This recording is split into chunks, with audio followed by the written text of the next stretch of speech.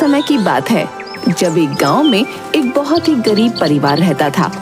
उस परिवार में हरिया, उसकी पत्नी शीला और उनके 2 बच्चे राजू और मीना रहते थे। शीला बड़ी ही खड़ूस औरत थी जो हमेशा हरिया को दबा कर रखती थी और अपने बच्चों पर गुस्सा निकालती रहती थी। हरिया और बच्चे शीला से बड़े दुखी थे। हरिया एक हलवाई की दुकान पर काम करता था। उस दुकानदार का नाम मोटे लाला था। हरिया उसकी दुकान का सारा काम संभालता था। उसके बाद भी मोटे लाला हरिया को पूरे दिन सुनाता था। हरिया ना घर से खुश था न बाहर जाकर। एक दिन की बात है जब मोटे लाला दुकान पर बैठा था, तभी वहाँ एक ग्राहक आता है। अरे भैया, 1 किलो जलेबी पैक करके दे दो। अरे ओ हरिया, अरे जल्दी से 1 किलो जलेबी पैक कर भाई। जी मालिक, अभी करता हूँ। हरिया देखता है कि चाशनी में एक छिपकली पड़ी है। अब वो घबरा जाता है कि आखिर वो करे तो क्या करे। अगर मैंने इस छिपकली के बारे में मालिक को बताया तो वो बहुत गुस्सा करेंगे, और ग्राहक के सामने बताऊं भी तो कैसे। मुझे कुछ तो करना पड़ेगा। मैं इस आदमी और इसके परिवार की जान खतरे में नहीं डाल सकता। हरिया उस ग्राहक के बारे में सोचता है और बाहर आता है। वो जलेबी तो खत्म हो गई। हैं? जलेबी खत्म हो गई? अरे अभी तो मैंने देखी थी। वो तो बिक गई मालिक। अच्छा ठीक है, मैं कहीं और से जलेबी ले लूंगा। ग्राहक वहाँ से चला जाता है। उसके बाद हरिया मोटे लाला को छिपकली के बारे में बताता है। मोटे लाला तो गुस्से में लाल हो जाता है। अरे तेरा क्या जा रहा था नालायक? अरे तुझे छिपकली थोड़ी पैक करके देनी थी, हैं? तुझे तो जलेबी देनी थी ना। अरे उस आदमी को बड़ा पता चल रहा था कुछ, हैं? पर मालिक, वो जलेबी खाकर उसको या उसके परिवार को कुछ हो जाता तो? अरे भाई, तू जा यहाँ से और किसी और जगह काम ढूंढ।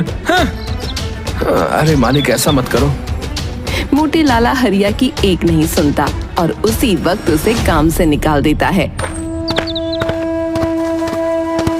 हरिया बेचारा दुखी होकर घर आता है तो उसके बच्चे भूखे बैठे होते हैं। बाबा, आज तो आपको राशन लाना था ना। माँ कब से इंतजार कर रही है आपका। हाँ बाबा, और हम कब से भूखे बैठे हैं। क्या हुआ, जवाब दो, राशन क्यों नहीं लाए? वो मोटे लाला ने काम से निकाल दिया और 1 पैसा तक नहीं दिया। क्या? ऐसे कैसे निकाल दिया? ऐसी क्या बात हो गई?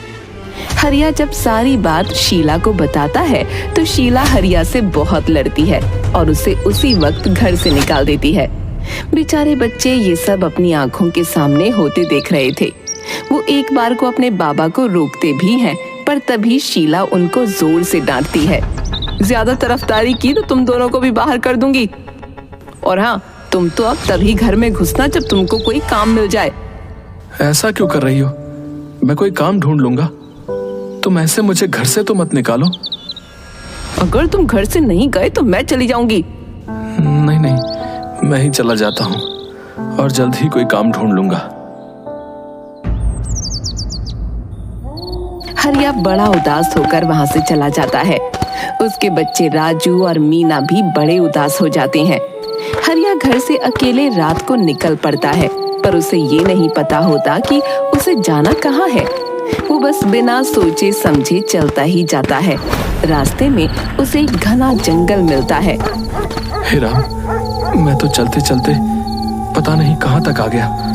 अब एक काम करता हूँ कि यहीं बैठकर थोड़ा आराम करता हूँ।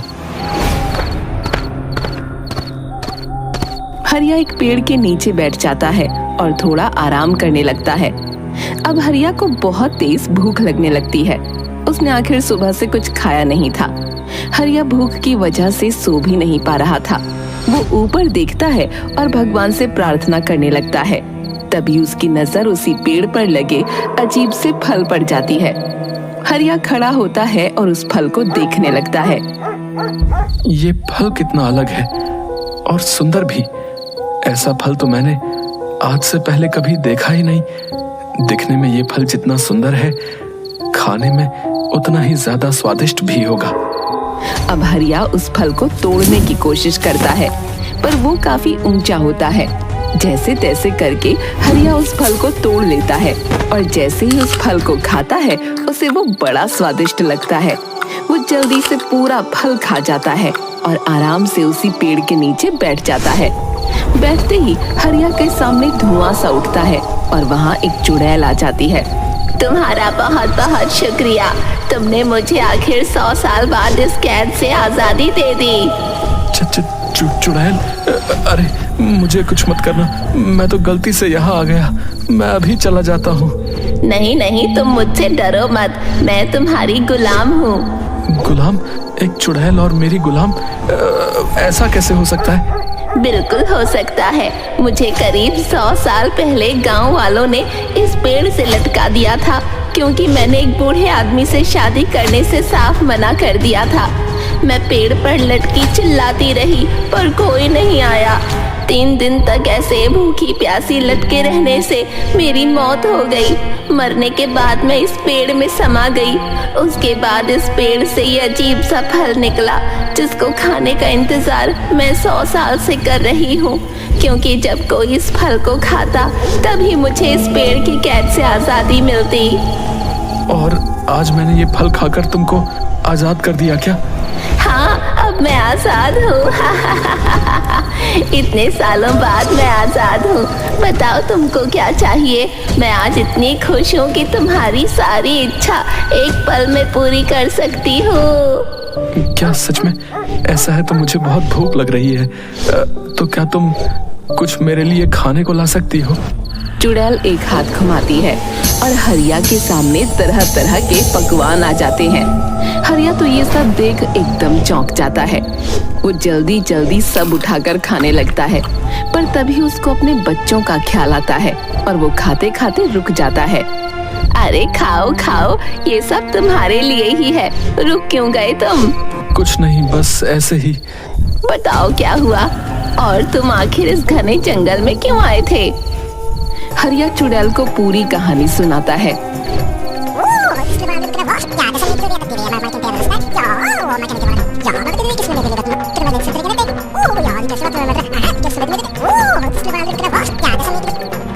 चुड़ैल उसकी कहानी सुनकर भावुक हो जाती है। वो हरिया की मदद करने का सोचती है।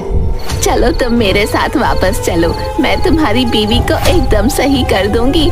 वो दोबारा तुमको कभी परेशान नहीं करेगी। पर कैसे? चुड़ैल तभी एक सुंदर औरत का रूप ले लेती है और हरिया के साथ गांव वापस आ जाती है।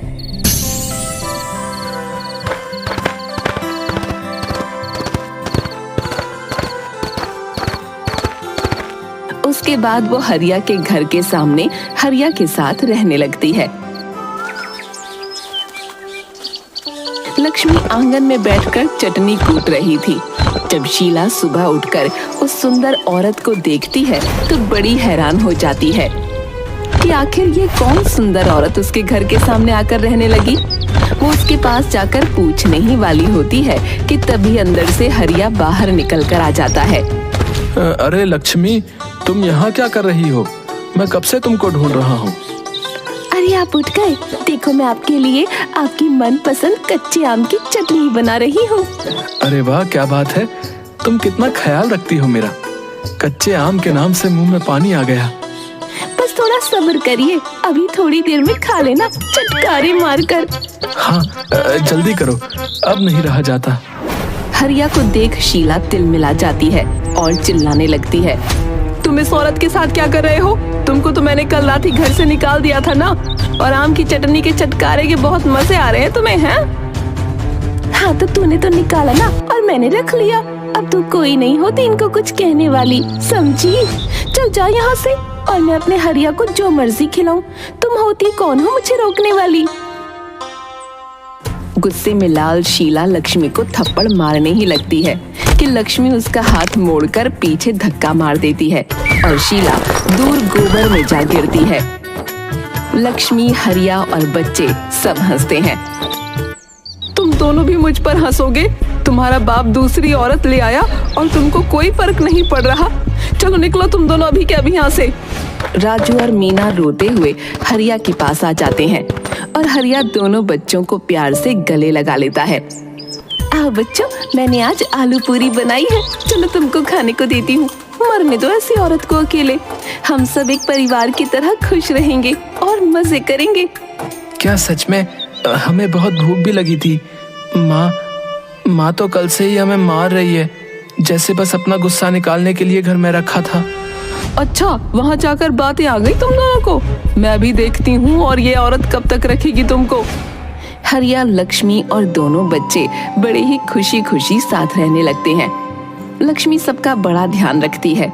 ये बात बस हरिया को पता थी कि लक्ष्मी असलियत में एक चुड़ैल है, जो रात को 12 बजे से सुबह 4 बजे तक चुड़ैल के रूप में आ जाती है। सब कुछ वो चुड़ैल हरिया का एहसान उतारने के लिए कर रही थी और सब कुछ अच्छा भी चल रहा था। चुड़ैल हरिया की अपनी एक किराने की दुकान भी खुलवा देती है। आज से आप इस किराने की दुकान का काम अच्छे से संभालिए, देखना कुछ दिनों में सब कुछ बढ़िया हो जाएगा। हाँ लक्ष्मी, तुम्हारे ये उपकार मैं कभी नहीं भूलूंगा। अरे हमारी दुनिया में भी कुछ उसूल होते हैं, बस अपने ऊपर तुम्हारा कर्ज नहीं छोड़ना चाहती, इसलिए मतलबी तो मैं भी हूँ ना। अब काम संभालो, मैं बच्चों के लिए कुछ मजेदार सा खाना बना देती हूँ। हाँ ठीक है। शीला ये देख बड़ी दुखी होती है। वो बिल्कुल अकेली पड़ जाती है। दूसरों के घर में काम करके वो अपना पेट तो पाल लेती है, पर बिना पति और बच्चों के उसका जरा भी मन नहीं लगता। मेरी किस्मत में इतने दुख होंगे सोचा ना था। दूसरों के घर बर्तन साफ कर करके तंग आ गई हूँ, लेकिन किया भी तो अपना ही भुगत रही हूँ। अपने पति को तो मैंने ही सताया ना। अच्छी भली जिंदगी चल रही थी मेरी, भगा दिया उसे। अब झेलो। हाय मैं क्या करूं? अब मेरे बच्चे पता नहीं क्या कर रहे होंगे। एक रात जब शीला को सबकी बहुत याद आती है, वो चुपके से लक्ष्मी के घर जाकर खिड़की से अंदर झांकने लगती है। उसी वक्त लक्ष्मी उसके सामने चुड़ैल का रूप बदलकर जंगल की ओर जाने लगती है। ये लक्ष्मी तो एक चुड़ैल है। हे भगवान, ये मेरे पति और बच्चे किस चुड़ैल के चक्कर में आ गए? तभी मैं सोचूं, मेरा सीधा साधा पति और बच्चे इसके गुणगान कैसे गा रहे हैं। मुझे इनको इस चुड़ैल के चंगुल से बचाना होगा।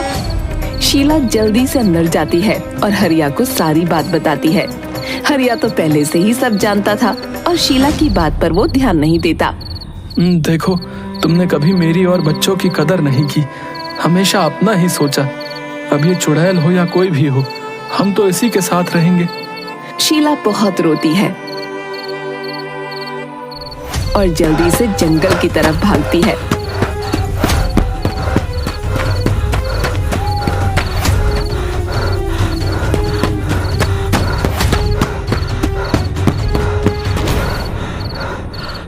वहां उसे वो चुड़ैल दिख जाती है।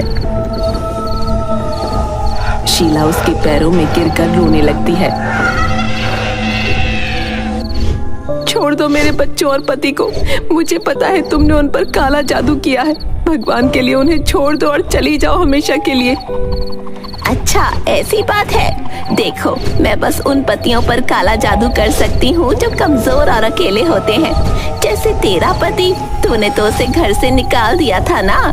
मैं वापस ले जाऊंगी उनको, बहुत ध्यान रखूंगी और कभी किसी मुसीबत में अकेला नहीं छोड़ूंगी। बस तुम चली जाओ, वो मेरे पति हैं। ठीक है, अभी तो मैं जा रही हूँ, पर अगर तूने दोबारा हरिया को अकेला छोड़ा तो मैं वापस आ जाऊंगी, वो भी हमेशा के लिए। शीला उस चुड़ैल से वादा करती है कि वो हमेशा हरिया और बच्चों के साथ अच्छे से रहेगी। चुड़ैल शीला की बात मानकर वहाँ से गायब हो जाती है। उसके बाद शीला अपने परिवार के साथ खुशी खुशी रहने लगती है, सबका ध्यान रखती है